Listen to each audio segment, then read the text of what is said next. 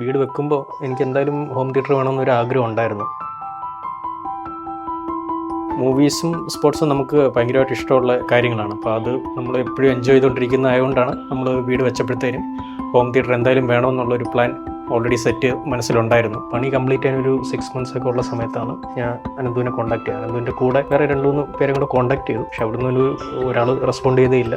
ഒരാൾ റെസ്പോണ്ട് ചെയ്തു, പക്ഷേ നമുക്കൊരു പോസിറ്റീവ് ഫീൽ അതിൻ്റെ അതൊന്നും കിട്ടിയില്ല. ആദ്യം അനന്തുമായിട്ട് സംസാരിച്ചു, വർക്ക് നമ്മൾ ഫൈനലൈസ് ചെയ്തു. അപ്പോഴും നമുക്കൊരു ഡൗട്ട് ഉണ്ടായിരുന്നു, വർക്ക് നമ്മൾ വിചാരിച്ച പോലെ. കാരണം നമ്മൾ പല ആൾക്കാരുമായിട്ട് വീട് പണിയുന്ന സമയത്ത് ബന്ധപ്പെട്ടിട്ടുണ്ട്. നമ്മുടെ എക്സ്പീരിയൻസ് അത്ര നല്ലതായിരുന്നില്ല എല്ലാവരുടെ അടുത്തും.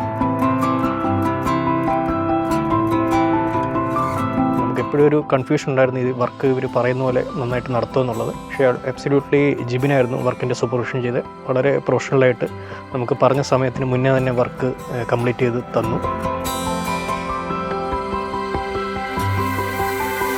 ഫൈനലി 100% ഞാൻ സാറ്റിസ്ഫൈഡ് ആണ്.